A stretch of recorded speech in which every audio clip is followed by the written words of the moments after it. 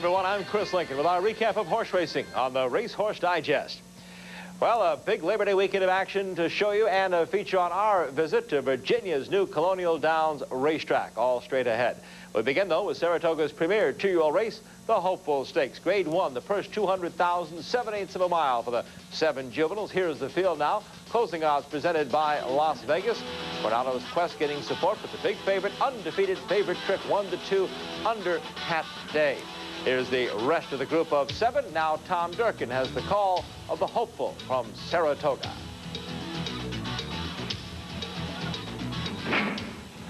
And they're off. High Tech breaks first on the outside. KO Punch, Coronado's Quest, favorite Trick right there. Moving up the back stretch, and it's High Tech who will be the early leader. Coronado's Quest is right there and down toward the inside. KO Punch, Coronado's Quest backs off to run in third. Favorite Trick is fourth in the early going. Is outside. Fortunate Halo, fifth by 2. Then Tomorrow's Cat. The trailer is Jess M. The first quarter, 21-4. Dazzling fractions here with High Tech the leader. High Tech in front. KO Punch trying to stay with High Tech, moving at this very swift pace as they move into the far turn. Coronado's Quest is third. Favorite Trick is fourth, and he gets a nudge there from Pat Day. He's 5 lengths behind as they round the far turn. To his inside, Tomorrow's Cat. They ran a half in 45 seconds flat, approaching the top of the stretch. High Tech the leader. KO Punch right there with them. Coronado's Quest, favorite Trick getting closer. The field turns for home. 4 of them across the track at the top of the stretch here in the Hopeful. And it's KO Punch the leader. High Tech is giving it up. Coronado's Quest and favorite Trick is coming hard down the center of the track in the final furlong. KO Punch and favorite Trick storms by him. Pat Day looks back and sees the competition getting farther away. It will be undefeated. Favorite Trick in the Hopeful. You just saw the best two-year-old in the East, perhaps the nation. His favorite Trick under Hall of Fame jockey Pat Day, now a perfect 6 for 6. The Kentucky-bred son of Phone Trick out of the Medieval Man mare, Evil Elaine, is owned by Joseph Lacombe, trained by Patrick Byrne. Byrne has now trained the winner, by the way, of 5 of 6 of Saratoga's top two-year-old stakes this summer. The Thoroughbred Corporation's KO Punch was second. Jess M. got the show. Well, along with the Hopeful, there was another Grade 1 two-year-old stake race at Saratoga last Friday's Spinaway for juvenile fillies. The race at 7 furlongs, the first $200,000. The favorite, yet another Patrick Byrne trainee, Countess Diana, on the lead. Countess Diana stubbornly holding on. Countess Diana turns for home with a narrow lead. Salty Perfume right at her throat latch second. Then farther back, Brack Drifter on the outside and Ant toward the rail. But Countess Diana has another gear, and she shrugs off the challenge of Salty Perfume, and Countess Diana's pouring it on through the stretch. She's opening up impressively here. Salty Perfume was no match for Countess Diana. Then farther back, it is Brack Drifter. Under the line, Countess Diana. Trainer Patrick Byrne picks up his second stakes victory of the week with Countess Diana. Last time out, Countess Diana wired the field in the July 23rd Grade 2 Schuylerville. She ran the Spinaway at a time of 1:24 under jockey Shane Sellers. Countess Diana is by Deerhound out of TV Countess. Brack Drifter came in for second, 6 lengths back at the leader. The favorite in the race, trainer Dwayne Lucas's Salty Perfume for Bob and Beverly Lewis, winner of the Adirondack, was last. On Labor Day, Saratoga Racetrack held the Grade 2 $200,000 Forego Handicap. Timely event, given the passing of that great racehorse last week. The 7 furlong distance open to 3-year-olds and up. The favorite, Diligence. And it is still Diligence fighting hard on the lead. A pressured half in 45 3/5 seconds. Receiver there on the outside. Victor Cooley's in between him. Cold Execution down toward the inside. Diligence is weakening. Royal Haven there.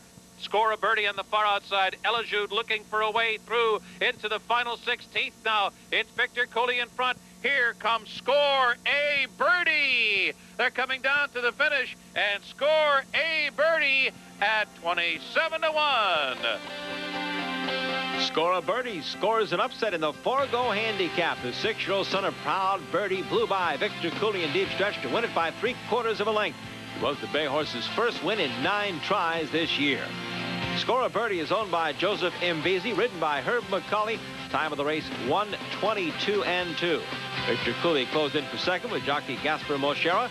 2-1 favorite Diligence for George Steinbrenner faded to last. California now in Del Mar Thoroughbred Club for the 58th running of their $250,000 Del Mar Handicap. A grade 2 for 3-year-olds and up at 1 mile and 3/8.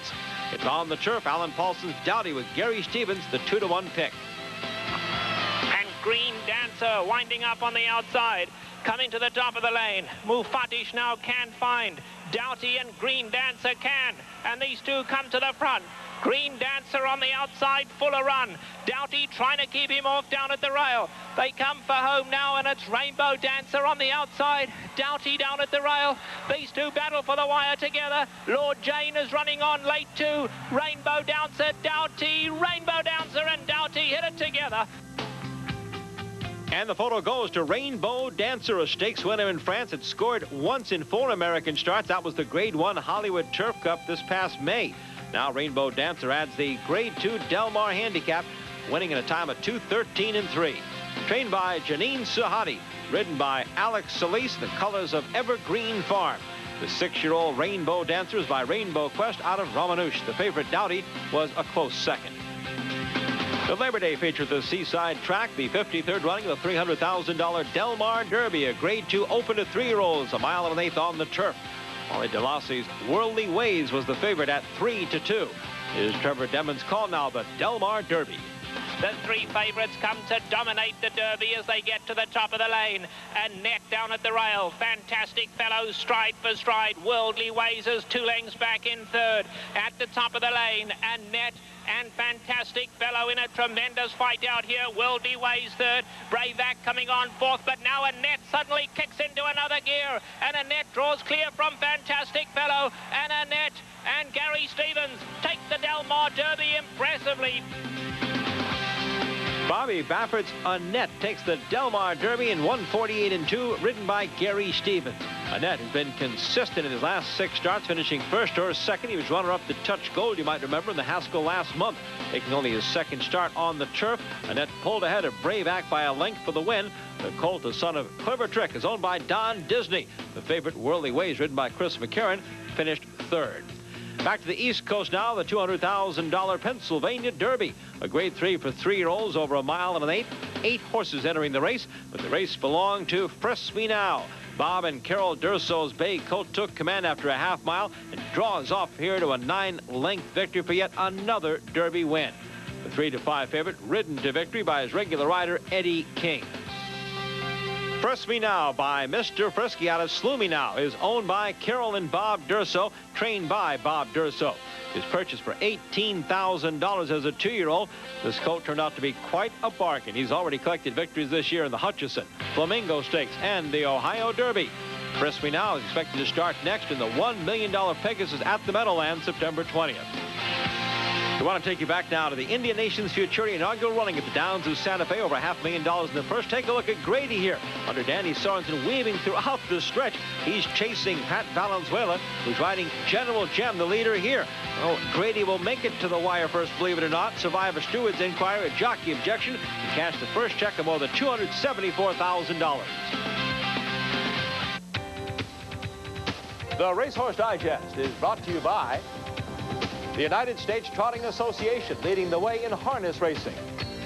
By Nicoderm CQ Stop Smoking Patch. You bring a commitment, CQ brings the rest.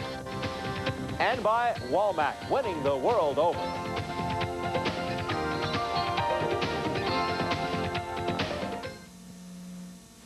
Terrific.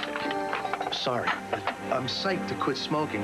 And now I read here I can't use this patch. It's not for light smokers. You picked up the wrong box. That's Nicotrol. You want Nicoderm CQ. CQ's not just for heavy smokers? No, Nicoderm CQ has 3 strengths. Light smokers can start With the step 2 box. right. 6 weeks here, 2 here, and free of nicotine. I like that plan. Nicoderm CQ. The power to calm, the power to comfort, the power to quit successfully. Top horses don't just show up for the biggest days in racing, and neither should you. When the stakes are high and the races are big, remember, nobody beats Daily Racing Form.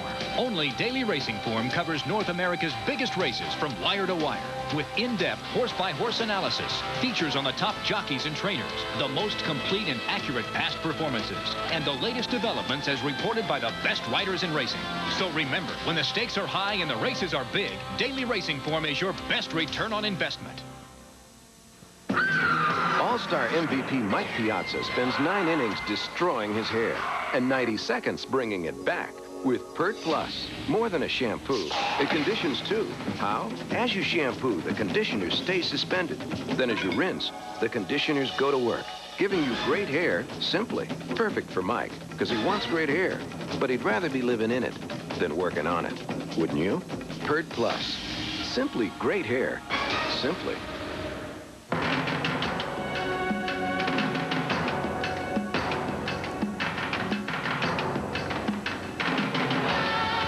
It's time to meet the challenge. The MBNA America Quarter Horse Racing Challenge.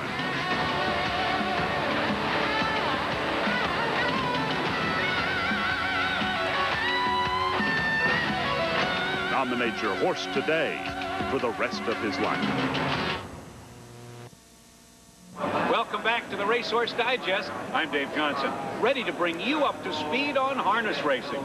With its traditional format requiring a horse to win 2 heats on the same day to be declared victorious, the World Trotting Derby is the most grueling test in the 3-year-old trotting division. Last Saturday afternoon at DuQuoin Fairgrounds in Southern Illinois, Hambletonian winner Malabar Man put his undefeated streak right on the line. The $565,000 World Trotting Derby attracted 10 trotters, including Yonkers Trot winner Lord Stormont, whose connections paid a $25,000 supplemental entry fee to start their horse against Malabar Man for the first time. In the first heat, Malabar Man again showed his rivals who was king of the hill, setting a new lifetime mark with a 1-minute 53 1/5 seconds victory. But in the second heat, it was a different story, as Malabar Man tired down the stretch and Lord Stormont stormed on by, ending Malabar Man's 9-race winning streak with a 153 2/5 triumph. That set up a 2-horse match race for the final heat, and down the stretch, it was Lord Stormont in command. Malabar Man trying, but he isn't going to reach. Lord Stormont strong. He is going to win it. The gelding is going to win the World Trotting Derby. Lord Stormont and Doug Brown. Which is the top horse in North America right now? Well, the lightly staked Lord Stormont certainly has staked his claim with 15 wins in 17 starts on the season. In last Saturday's $600,000 Metro Stakes for 2-year-old pacers at Woodbine, Bear Dance held a 3-length lead turning for home, but he faded down the long stretch, and Rustler Hanover got up at the wire over Shotgun Scott in 152 3. Co-owned by trainer Bill Wellwood and the AFJ stable of Ontario, Rustler Hanover's win was just his 2nd on the season in 7 starts. American Championship Harness Series reminder coming your way Friday night at 10 o'clock Eastern. That's on ESPN2. And as you look at next week's Digest schedule, we remind you that coming up, we'll take you racing in Virginia. It's the opening of Colonial Downs, and you're invited next on the Racehorse Digest. When the going gets tough, the tough get loony. But when the fate of the Toons lies in a basketball game, You heard of the Dream Team? Well, we're the Mean Team. they call in the big guns. No, the real big guns. Let's play some basketball. Can the Looney Tunes, along with Ace B-Ball Michael Jordan, defeat the Monstars from outer space? You know that your friends are cartoon characters? Space Jam. To order HBO, call 771-8100. What would you do if you were on fire? I don't know. Jump in a tub? No. You gotta stop, drop, and roll. If your clothes got fire, you gotta drop to the ground. If your clothes got fire, you gotta roll round and round. You just stop, drop, and roll. Get down on the ground and stop, drop, and roll. Stop, drop, and roll. Nardi, a masterful season. Monterey, a beautiful track. This is where he can clinch the points title. The Toyota Grand Prix of Monterey, Sunday at 3 on ESPN.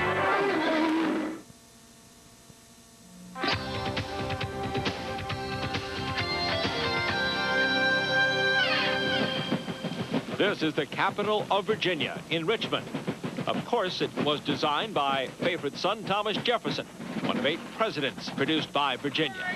This Commonwealth is all about history and horses. From Confederate General Robert E. Lee and Traveler to another Civil War hero, Stonewall Jackson on Little Sorrel. After 150 years, Virginia is back in the race with the opening on Labor Day of the world's newest racetrack, Colonial Downs in New Kent, halfway between Richmond and Williamsburg, along Interstate 64. One of many Virginians working for that moment was Colonial Downs President Jim Peterson. It's taken us about 10 years since the legislation was passed. It's taken us 2 lawsuits, a whole lot of, well, you know how the horse business is. There's a lot of wrangling going on.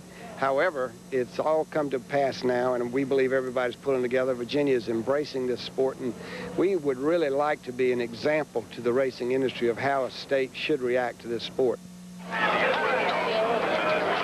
Among the dignitaries driven in carriages for the opening ceremonies was the governor of Virginia, George Allen, and his wife, Susan. Who do y'all have in the first race? No response, huh? The first horse track in all of, the U.S. was actually in Virginia at Jamestown. So it's been a long time to bring it back home. But as you can see, folks are having a great time here. The folks have really made it quite an effort in getting this all done by Labor Day. And everyone's very happy that horse racing's legally here in Virginia. Don't hit anything. The new racetrack got the financial help it needed from an Ohio entrepreneur, Jeff Jacobs. He told us how the $58 million project was financed. Well, we did a public offering in February. It's publicly traded, Colonial Downs, on NASDAQ. And because of that, we don't have the high debts. And we also have the 6 off-track betting parlors, which helps prop up the track and make it the success it is. And Colonial Downs found a key partner in its neighboring state of Maryland. Well, what we're really doing is effectively merging the 2 states together into one major jurisdiction. We have about 4.5 million people in Maryland. There's close to 7 million people in Virginia. With off-track betting in both states, we're effectively merging these people into an over 11 million fan base that will provide purse money and revenues for racing. So come join the some 13,400 race fans at Colonial Downs on an opening day tour. It's President Jim Peterson. The first floor in the grandstand behind us is, like most racetracks, it's the grandstand area with open, not much seating, just open floor. There's a lot of televisions, a lot of betting machines, a lot of sort of concession stands, things like that. The second floor is covered up by the grandstand where people sit, so you can't see the racetrack from that floor, so we've got our offices in there. We don't want the employees watching the races instead of working. The third floor is the clubhouse area. We call it the Jockey Club here, and that's fine dining, 3 levels of fine dining, 2 big bars, fine food, lots of space, lots of televisions. Then the fourth floor is, I guess it's not unique to the racing business, but it's certainly unusual in a way. We have 10 corporate suites on that floor, and we have a members-only club called the Turf Club. The racing surfaces are unique too, with a 1.25 mile main track, second biggest in America, and the nation's largest and widest turf course. It will be ready for racing next year. The barn area has stabling for 1,000 horses and a big receiving barn for the large number of ship-ins expected, running for daily purse money in excess of $150,000. So Virginia, the birthplace of racing in America, is back in the race. Its 30-day inaugural meet features racing Thursday through Sunday through October 12th, with harness racing debuting next spring.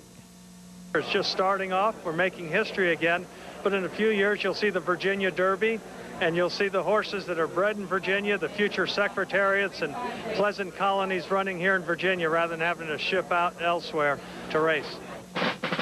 And as you know, Virginia is for lovers, and they love their horse racing. You're watching, in fact, right now, the very first stakes race run at Colonial Downs. $30,000 stake, Virginia breds 3 and up at 1.16 miles. The race honored the late Daniel Van Cleef, longtime lawmaker in Virginia and supporter of the horse industry. Field of 7. It's the nation's leading jockey by wins, Maryland-based Edgar Prado, driving Flashing River past Patty's Landing and Vantage Buck to a half-length victory. The third of 4 winners for Prado on the day.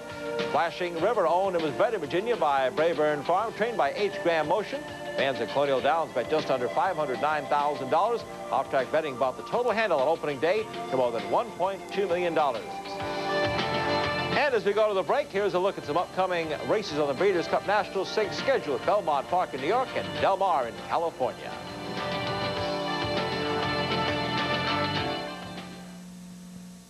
We created Western Pacific Airlines with a very simple formula. First, build a fleet of modern, efficient aircraft. Next, provide low-fare service to great destinations from coast to coast. Then, assemble a hard-working team of experienced professionals whose #1 job is to make flying fun. That's our formula for success. That's Western Pacific Airlines. Great moments in racing are the results of months of hard work and hope, years of planning and persevering, and generations of successful bloodlines. For nearly 2 decades, Walmack has contributed to some of racing's most exciting moments, with stallions like Houston, a multiple graded stakes winner by Seattle Slew. Sire of 17 winners and 4 stakes horses, Houston is North America's leading third crop sire by number of winners. At Walmack, we're working to make every moment count. Spicy food gives me heartburn, but I'm a caterer. I have to taste. If I don't block stomach acid fast, I can't work. Which blocks it faster? Tagamet HB 200. It has more acid blockers than Pepsid AC to block acid faster. Both are strong, but Tagamet's faster. And the pack says it prevents heartburn in half the time of Pepsid AC. Now I focus on food, not heartburn. Tagamet HB 200. More acid blockers help block acid faster.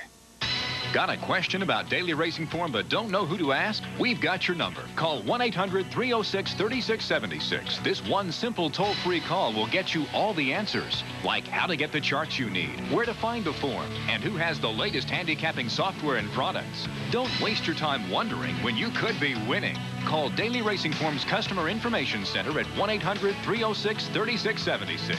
We're your racing information source for the next 100 years.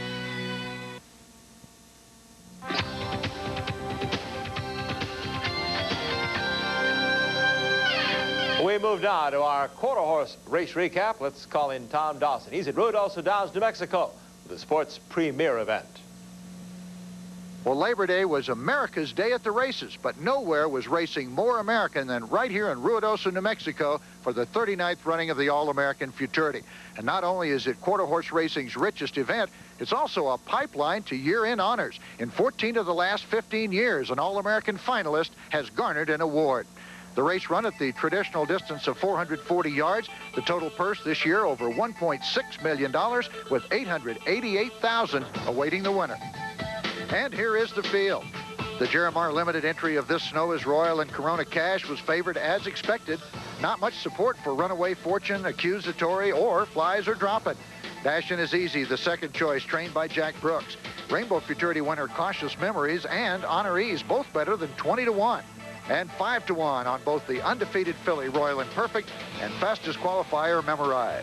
And there goes Corona Cash into the outside stall of the starting gate for quarter horse racing's richest race. $888,000 awaiting the winner 440 yards away. For the call of the All-American, here's Ruidoso Downs track announcer Don Alexander. And they're off.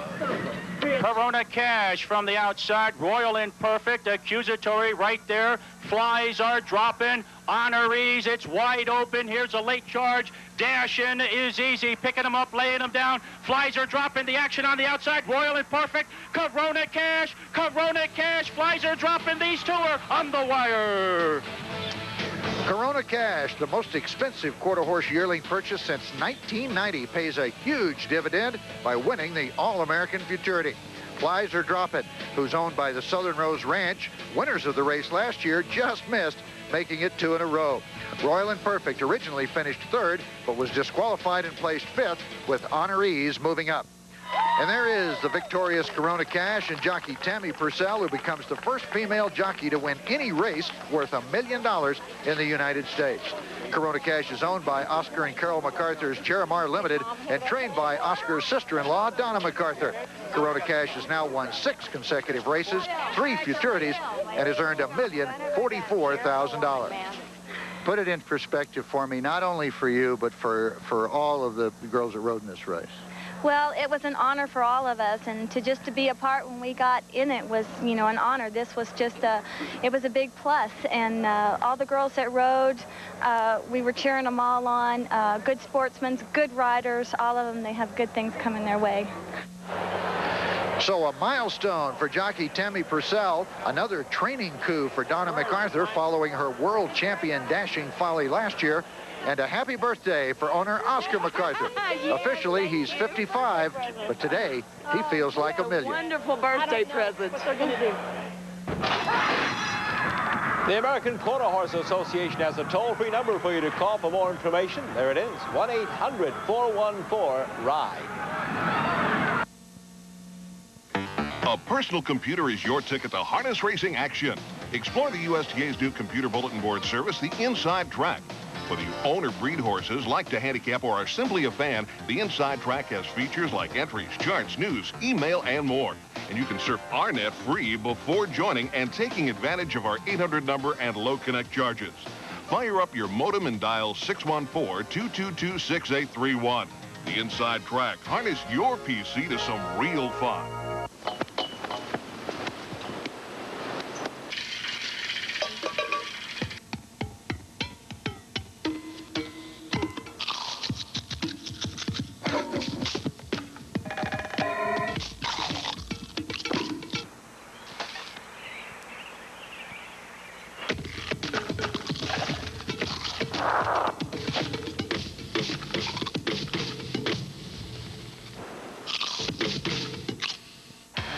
Saturday, the Nears get it on in Morgantown. With the diversity of the Mountaineer attack, running back Amos Zaraway uses his speed to be a constant threat. East Carolina, West Virginia, Saturday at 12:30, only on ESPN.